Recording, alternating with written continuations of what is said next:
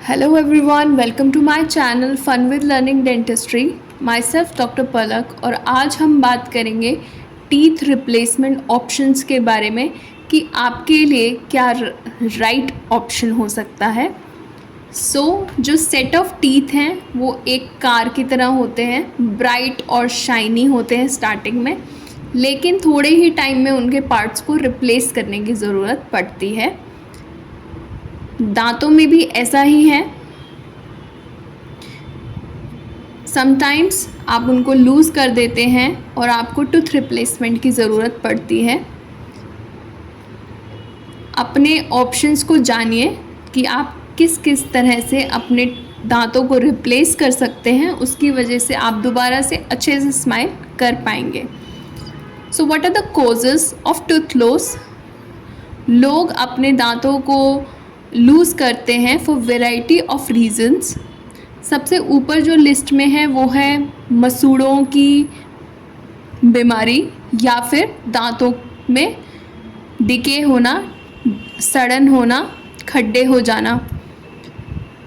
जो मसूड़ों की बीमारी है, गम डिसीज़ है, वो जब होती है जब बहुत ज़्यादा प्लाक हमारे गम्स के गम लाइन पे दांतों के ऊपर जमने लग जाता है, जिसकी वजह से जो हमारा मसूड़ा है वो लाल और सूजा हुआ लगने लग जाता है।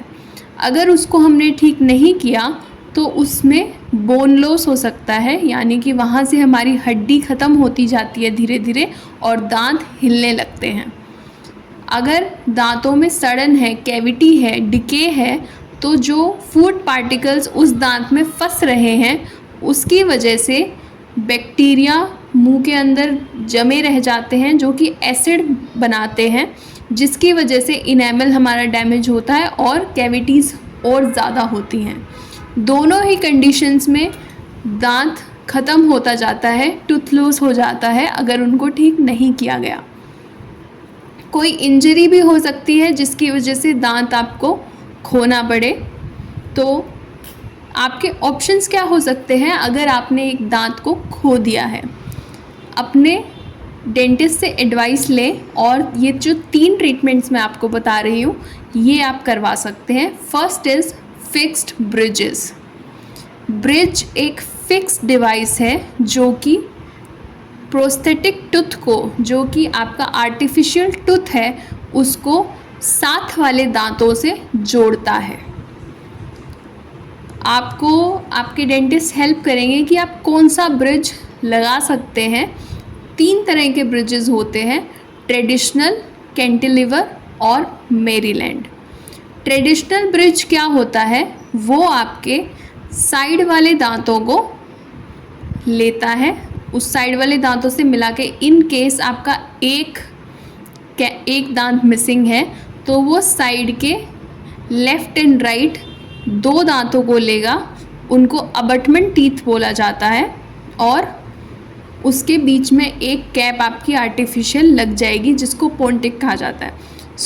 ब्रिज क्या हुआ? अगर आपका एक दांत मिसिंग है तो 3 कैप इकट्ठी बनती हैं जिसको हम ब्रिज कहते हैं। तो 3 दांतों का इकट्ठा सेट बनेगा कैप का, जिसको हम ब्रिज कहते हैं।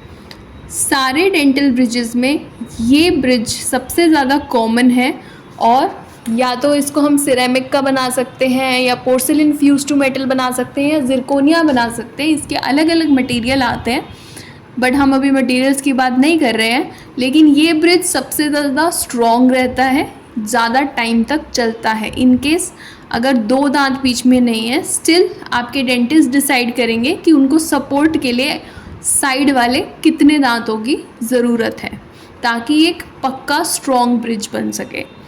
एक कैंटिलीवर ब्रिज जो होता है वो ट्रेडिशनल ब्रिज की तरह ही होता है, सिर्फ इसमें क्या फ़र्क है कि एक साइड से ही आपके दांत जो असली वाले हैं उनको ऊपर कैप लगाया जाएगा। मतलब कि अभी जैसे हम दोनों साइड से सपोर्ट ले रहे थे ट्रेडिशनल ब्रिज में, कैंटिलीवर ब्रिज में हम सिर्फ एक साइड से ही सपोर्ट लेते हैं।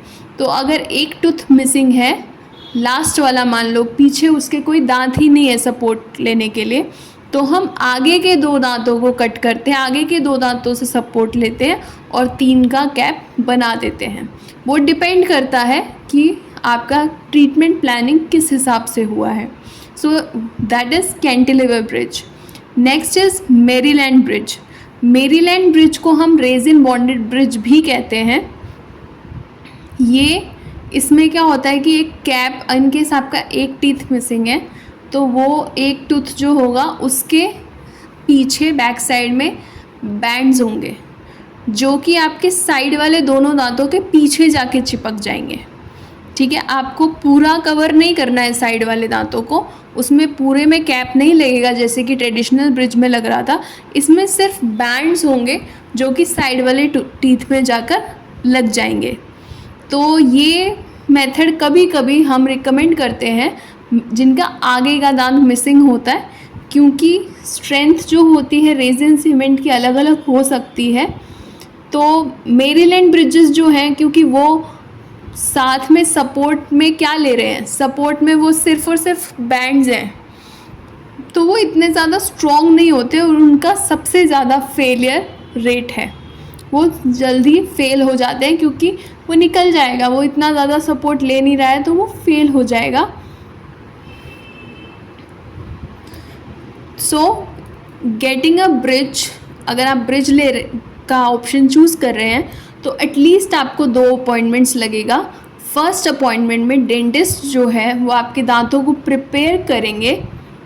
इन द केस ऑफ अगर आप ट्रेडिशनल ब्रिज लगवा रहे हैं या कैंटिलीवर ब्रिज लगा रहे हैं, वो आपको टेम्परेरी क्राउन्स भी दे सकते हैं तब तक जब तक आपका नहीं लग जाता फाइनल। आपका दांतों का इम्प्रेशन लेंगे वो, और एक्चुअल ब्रिज जो होगा जो लैब में बन के आता है वो आपकी सेकेंड विजिट में होगा। इनके बीच में क्या होता है, कभी कभी एक्यूरेसी के लिए लैब वाले आपको एक ट्रायल सेंड करते हैं, वो एक ट्रायल लेते हैं ताकि वो जो फाइनल बनाए तो उसमें बिल्कुल भी कोई दिक्कत ना हो। तो सेकेंड ऑप्शन, अगर आपका मिसिंग टूथ है तो you can go for dental implants. Dental implants titanium fixtures होते हैं जो कि सर्जिकली आपकी जॉ बोन में डाले जाते हैं बीनीथ द गम्स के नीचे। एक बार वो पोजीशन कर दिए गए, स्क्रूज जैसे होते हैं वो, एक बार वो पोजीशन कर दिए गए और आपकी जॉ बोन के साथ वो इंटीग्रेट हो गए, उसके बाद जो डेंटिस्ट है वो उसके ऊपर अबटमेंट लगाता है और उसके ऊपर आपका क्राउन लगाता है। ये बहुत अच्छी सपोर्ट आपको देते हैं। क्यों? क्योंकि ये आपके जॉ के अंदर ही इंसर्ट किए गए हैं। इससे आपका जो टूथ है वो ना तो स्लिप करेगा ना शिफ्ट करेगा, जिसकी वजह से आपका पेशेंट का नॉर्मल ईटिंग और स्पीकिंग एबिलिटी प्रॉपर रहेगा। एक ट्रेडिशनल ब्रिज की तरह यहाँ पे हमें साथ वाले दांतों की ज़रूरत नहीं पड़ती। हम सिर्फ जो टूथ मिसिंग है उसका ही रिप्लेसमेंट कर सकते हैं बिना साथ वाले दांतों को छेड़े हुए। इसीलिए जिन लोगों के हेल्दी गम्स होते हैं और अच्छा जॉ बोन होता है उनको हम इम्प्लांट्स करते हैं। इम्प्लांट्स थोड़े से ज़्यादा एक्सपेंसिव होते हैं, थोड़े से ज़्यादा महंगे होते हैं किसी और टीथ रिप्लेसमेंट ऑप्शन से। तो आप बात कीजिए, कंसीडर कीजिए कि क्या कॉस्टिंग आप इसमें अफोर्ड कर सकते हैं। Third option is partial denture. अगर आप उतारने चढ़ाने वाला रिमूवेबल टूथ रिप्लेसमेंट ऑप्शन देख रहे हैं तो आप पार्शियल डेंचर ट्राई कर सकते हैं। पार्शियल डेंचर क्या होता है, उसमें नकली दांत और मसूड़ा लगा हुआ होता है एक फ्रेम के अंदर। ये फ्रेम आपके नेचुरल दांत में फिट हो जाता है। कुछ केसेस में साइड वाले दांतों पे क्राउन लगाना पड़ता है ताकि ये डेंचर को अच्छे से सपोर्ट कर सकें। अब आप ये देखिए कि मोस्टली केसेस में तार लगी हुई आती है, वो तार जो होती है वो आपके साइड वाले दांतों में फिट हो जाएगी, जिसकी वजह से आपका जो नेचुरल जो आर्टिफिशियल टूथ है वो आराम से फिट रहेगा और उसमें मूवमेंट नहीं होगा ज़्यादा। लेकिन जो इसका सरफेस है डेंचर्स का, वो आपके नेचुरल दांतों जैसा नहीं होता है। इसमें आपको खाना खाने में भी थोड़ा एडजस्टमेंट की ज़रूरत पड़ेगी और बोलने में भी आपको थोड़े टाइम के लिए एडजस्ट करना पड़ेगा।